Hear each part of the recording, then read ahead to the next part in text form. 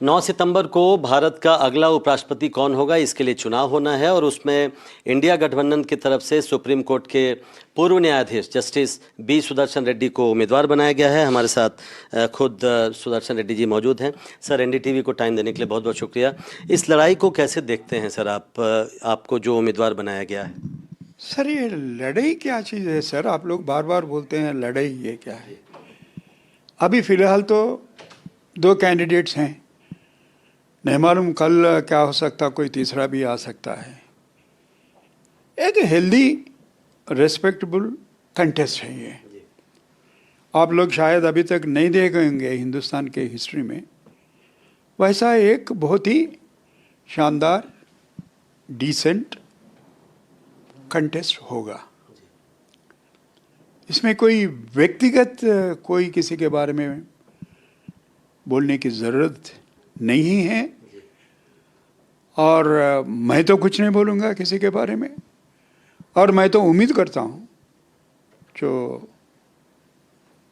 उम्मीदवार हैं, दूसरे उम्मीदवार श्रीमान राधाकृष्णन जी, वो भी ऐसे कोई बातें नहीं करेंगे, क्योंकि वो भी काफ़ी सालों से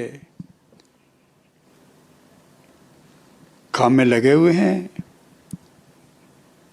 2-3 राज्यों के गवर्नर भी रह चुके हैं, राज्यपाल रह चुके हैं, उनका भी काफ़ी एक्सपीरियंस है।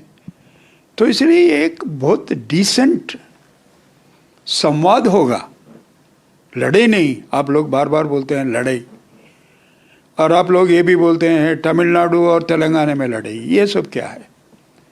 अपन सब हिंदुस्तान के नागरिक है ना, उन्होंने भी हिंदुस्तान के नागरिक है, मैं भी हूँ। India has only 1 citizenship. There is no citizenship for Telangana, no citizenship for Tamil Nadu. इसलिए आप लोग एक नैरेटिव सेट कर रहे हो, तेलंगाना वर्सेस तमिलनाडु, वो सब कुछ नहीं। लेकिन कल हम लोग मल्लिकार्जुन खड़गे साहब के प्रेस कॉन्फ्रेंस में थे, उन्होंने कहा कि एक विचारधारा की लड़ाई तो है। वो हो सकता है, क्योंकि मैं तो कुछ नहीं कहा अब तक।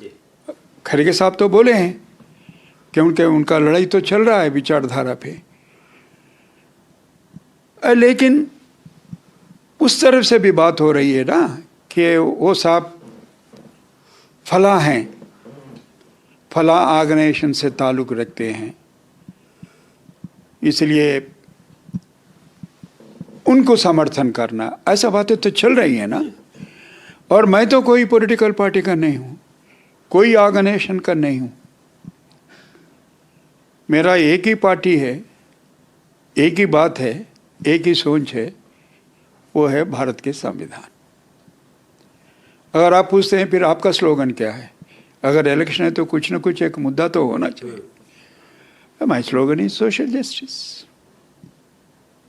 नहीं, चूँकि बार बार कहा जा रहा है कि आप चूँकि सुप्रीम कोर्ट में जज रहे हैं और कांग्रेस, और कल जो खड़गे साहब जिसका मैंने जिक्र किया, वो कहा जा रहा है कि संविधान बचाने की एक लड़ाई चल रही है, इसलिए आप सबसे अप्रोप्रिएट व्यक्ति हैं। अब संविधान को बचाने की कोशिश तो हम सुप्रीम कोर्ट में भी करें, हाई कोर्ट में भी करें।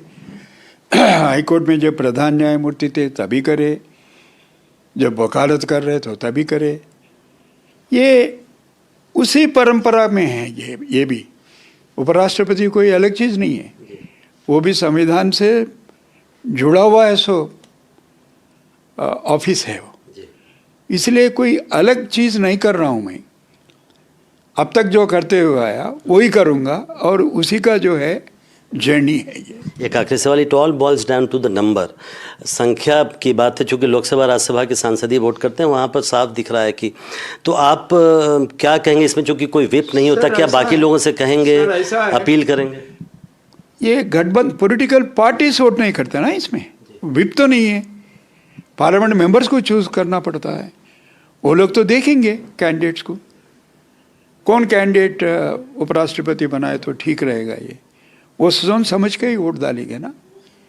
इसलिए उम्मीद है कॉन्सेंस ज़मीर पर वोट करेंगे आप। इसके पार्लियामेंट के जो सदस्य हैं, ऐसे बड़े बड़े बातें, छोटे छोटे बातें, वो सब छोड़ो, वो सब मैं नहीं बोलता, मगर सोच समझ के ही तो लोग वोट डालेंगे ना।